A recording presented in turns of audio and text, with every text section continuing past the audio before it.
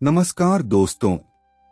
आज हम बात करेंगे एक ऐसी विद्या की जो हर इंसान को जीवन में जरूर जाननी चाहिए, यानी संसार में कैसे रहना चाहिए। सबसे पहले आइए अपने शरीर के बारे में सोचें, जिसे हम अपना मानते हैं, जिसे हम शरीर कहते हैं और मानते हैं कि यह मैं हूँ। क्या वाकई यह मैं हूँ, या फिर मैं इस शरीर को जानने वाला हूँ? जैसे आप किसी दूसरी चीज को जानते हैं, वैसे ही क्या यह शरीर भी मैं नहीं है? हम कहते हैं यह हाथ मेरा है, यह पैर मेरा है, लेकिन जब हम कहते हैं मेरा, तो इसका मतलब है कि यह मेरे से अलग है। जिसे हम जानते हैं वह मैं नहीं हो सकता। जैसे आप एक मकान को जानते हैं, उसमें रहते हैं, लेकिन क्या आप और मकान एक हो गए? नहीं है ना, क्योंकि जानने वाला और जानी जाने वाली चीज अलग होती है। अब एक और तरीके से देखिए, बचपन को आपने छोड़ा नहीं, लेकिन वो छूट गया। जवानी को आपने नहीं छोड़ा, लेकिन वो भी छूट गई। आपने नहीं चाहा कि बीमारियां लगें, शरीर कमजोर हो, लेकिन फिर भी बीमारियां आ गईं, शरीर कमजोर हो गया। यह शरीर मोटा हुआ, पतला हुआ, काला हुआ, गोरा हुआ, सुंदर हुआ, कुरूप हुआ, बुद्धिमान हुआ, मूर्ख हुआ, और हम कुछ नहीं कर पाए। यह बिना पूछे बड़ा हो रहा है, बचपन से जवानी, जवानी से बुढ़ापा, और बुढ़ापे से मृत्यु की ओर। इसमें बीमारियां अपने आप लग रही हैं। जिस चीज पर हमारा बस नहीं है, वह मैं कैसे हो सकता है? यह शरीर तो संसार का एक हिस्सा है, जो एक दिन संसार या प्रकृति में ही विलीन हो जाता है। इसी तरह हमारा मन भी विचारों का एक समूह है। बचपन से ही इसमें विचार भरे जाते हैं, माता पिता, समाज, आसपास के लोगों के द्वारा। हमारा नाम भी माता पिता या समाज ने दिया है। भाषा जिसमें हम विचार करते हैं, वह भी माता पिता और समाज से मिली है। अगर हम हिंदी भाषा क्षेत्र में जन्मे तो हिंदी में विचार आते हैं। बंगाल में जन्मे तो बांग्ला में, तमिलनाडु में जन्मे तो तमिल में। जैसे जैसे हालात और परिस्थितियां बदलती हैं, वैसे वैसे विचार आते हैं। जन्म हिंदू परिवार में हुआ तो हिंदुत्ववादी विचार आए। मुस्लिम परिवार में हुआ तो मुस्लिम विचार, ईसाई परिवार में हुआ तो ईसाई विचार। इसका मैं से कोई संबंध नहीं है। मन तो एक यंत्र है, यह भी मेरे से अलग है। मन का संबंध संसार और प्रकृति से है, क्योंकि इसका निर्माण भी संसार और प्रकृति से ही हुआ है। इसी तरह मैं भी एक विचार है, यह भी बदलता रहता है। बच्चे होते हैं तो अपने आप को बच्चा कहते हैं, जवान हो जाते हैं तो जवान, बूढ़े हो जाते हैं तो बूढ़ा, पत्नी के आगे जाते हैं तो पति, पुत्र के आगे जाते हैं तो पिता, माता पिता के आगे जाते हैं तो पुत्र या पुत्री, दुकानदार बन गए तो व्यापारी, वकील बन गए तो वकील, डॉक्टर बन गए तो डॉक्टर, इंजीनियर बन गए तो इंजीनियर, अस्पताल में जाते हैं तो मरीज। इस तरह मैं भी एक विचार है। यह जो सांसारिक व्यवहार में अपने आप को अलग अलग प्रदर्शित करता है, वह भी मैं नहीं हूँ। ध्यान से सोचिए, मैं तो वही हूँ जो बचपन में था। जैसे नदी का पानी बह रहा है, लेकिन नदी का तल स्थिर रहता है, पानी के साथ नहीं बहता। इसी तरह जो शुद्ध मैं है, वह स्थिर है, और जो यह मैं विचार है, वह जड़ है। यह हर क्षण बदलता रहता है। जो शुद्ध मैं है वह चेतन है। भगवान कृष्ण ने अर्जुन से कहा था, यह 8 भेदों वाली अपरा प्रकृति मेरी ही है और मैं पुरुषोत्तम रूप से इसमें स्थित हूँ। प्रकृति के 8 भेद हैं, भूमि, जल, अग्नि, वायु, आकाश, मन, बुद्धि और अहंकार।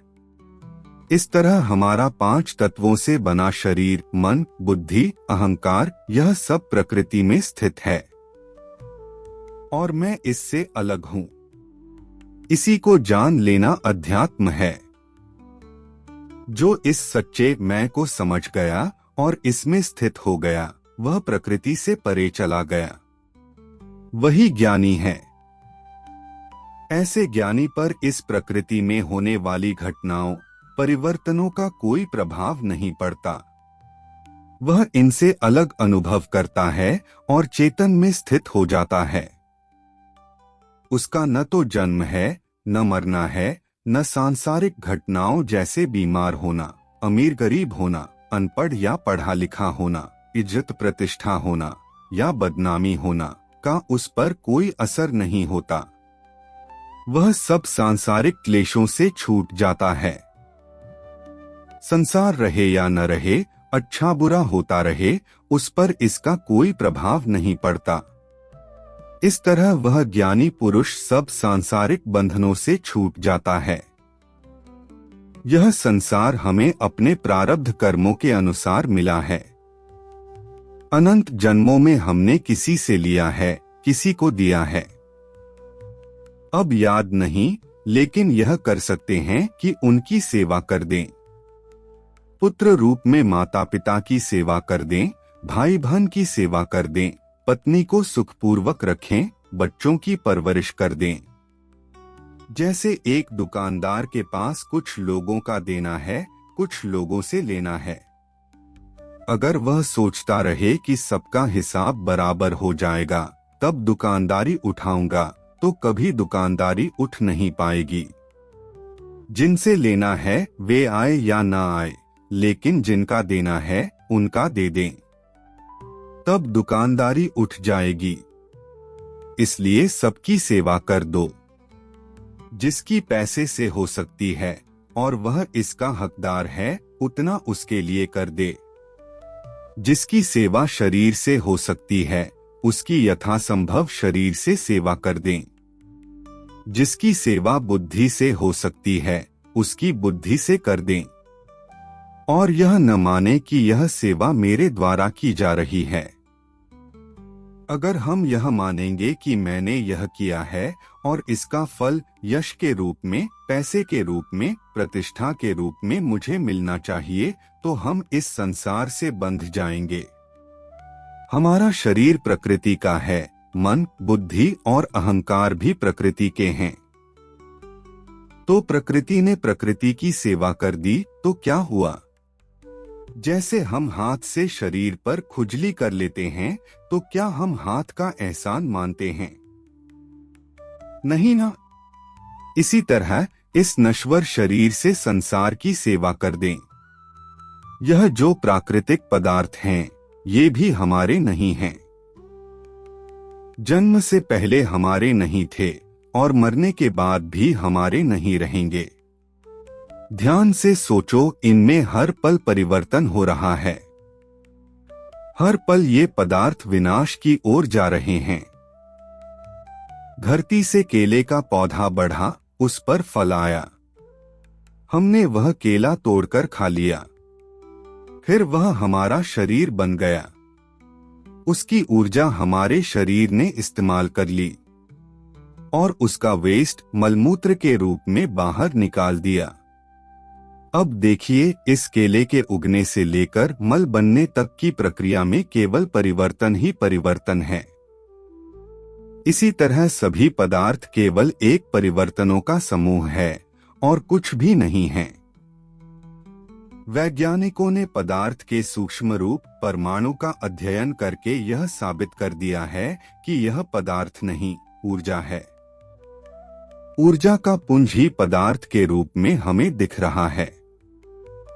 इसी तरह मैं और मेरा का संबंध अस्थायी है।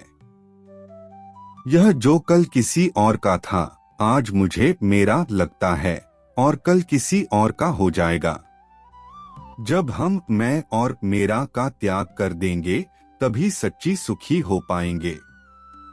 जैसे जब आप गहरी नींद में होते हैं, उस वक्त आपको अपना नाम, लिंग, जाति, धर्म, शरीर, पैसा, पदार्थ, रिश्ते, नाते, पत्नी, बच्चे, घर, मकान कुछ भी याद नहीं रहता और आप सुख प्राप्त करते हैं, सुबह ताजगी महसूस करते हैं।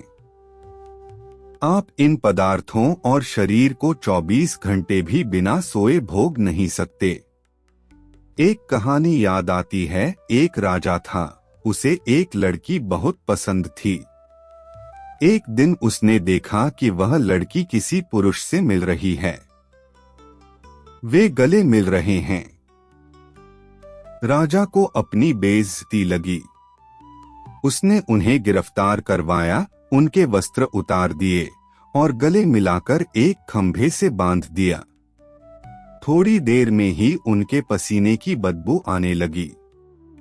कुछ घंटों में उनका मूत्र निकल गया। एक दिन बाद उन्होंने मल भी कर दिया।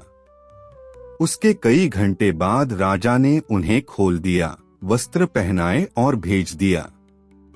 फिर राजा ने जासूसों को उनके पीछे लगा दिया। कुछ दिन बाद पता चला कि वे दोनों फिर कभी नहीं मिले। अब बताइए, जिस शरीर को हम 1-2 दिन भी आपस में बर्दाश्त नहीं कर सकते, जो मल मूत्र विसर्जित करता है, उसमें हम इतनी आसक्ति कैसे कर लेते हैं? अगर आप ध्यान से सोचेंगे तो इस तरह के विचारों से विवेक जगेगा। यह विवेक ही हमें संसार के बंधन से छुटकारा दिलाएगा।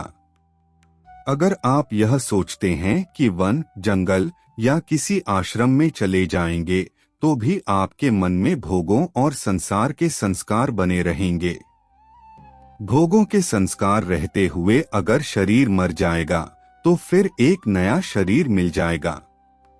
यह शरीर अनंत जन्मों तक मिलता रहेगा और आप संसार के बंधन से कभी भी पूरी तरह छूट नहीं पाएंगे। इस सांसारिक बंधन से छूटने के लिए आपको दृढ़ संकल्प लेना होगा और इस दृढ़ संकल्प को हर समय याद रखना होगा, तभी कल्याण हो सकता है। अगले वीडियो में इसी का आगे का विस्तार करेंगे। तब तक के लिए राम राम।